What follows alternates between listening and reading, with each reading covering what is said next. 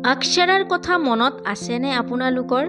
এই ৰিষ্টা কিয়া কেহলাতা হে চিৰিয়েলৰ জৰিয়তে জনপ্ৰিয়তা লাভ কৰিছিলে হিনা খানে। বৰ্তমান সময়ত কেঞ্চাৰ ৰোগত আক্ৰান্ত হৈছে জনপ্ৰিয় অভিনেত্ৰীগৰাকী। সামাজিক মাধ্যমত পোষ্ট কৰি এই কথা সদৰি কৰিছে অভিনেত্ৰীগৰাকীয়ে। স্তনৰ কৰ্কট ৰোগৰ ৩য় স্তৰত আক্ৰান্ত হৈছে অভিনেত্ৰীগৰাকী। কিন্তু সকলো কৰিবলৈ ৰেডি হিনা খান। হিনা খানে সামাজিক মাধ্যমত পোষ্ট কৰি তেওঁৰ অনুৰাগীসকলক জানিব দিয়ে যে মোৰ স্তনৰ কেঞ্চাৰ ৩য় স্তৰত ধৰা পৰিছে।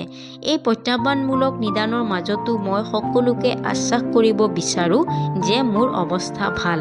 এই ৰোগক জয় কৰিবলৈ মই শক্তিশালী, দৃঢ়প্ৰতিজ্ঞ আৰু সম্পূৰ্ণ প্ৰতিশ্ৰুতিবদ্ধ। মোৰ চিকিৎসা ইতিমধ্যে আৰম্ভ হৈছে। ইয়াৰ লগতে হিনা খানে অনুৰাগীক জনায় যে ইয়াৰ পৰা আৰু শক্তিশালীভাৱে ওলাই আহিবলৈ মই প্ৰয়োজনীয় সকলো কৰিবলৈ সাজু। হিনা খান বিগ বছ 11ৰ ৰানাৰ আপো আছিল। অভিনেত্ৰীগৰাকী এই সময়ছোৱাত অনুৰাগীসকলৰ পৰা বিচাৰিছে মৰম আৰু আশীৰ্বাদ। তেওঁ ব্যক্ত কৰিছে, আপোনালোকৰ ব্যক্তিগত জীৱনৰ অভিজ্ঞতাই মোক বহুখিনি সহায় কৰিছে। সৰু পৰ্দাৰ অভিনেত্ৰী হিনাই বহুকেইখন চিৰিয়েলত অভিনয় কৰিছে। নাগিন 5ত এটা সৰু চৰিত্ৰত দেখিবলৈ পোৱা গৈছে হিনাক। বিগ বছ খাত্ৰকে খিলাড়ীৰ অংশীদাৰো আছিল হিনা।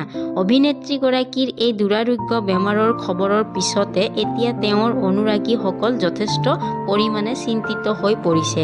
সকলোৱে আশা কৰিছে অতি সোনকালেই সুস্থ হৈ উঠক হিনা।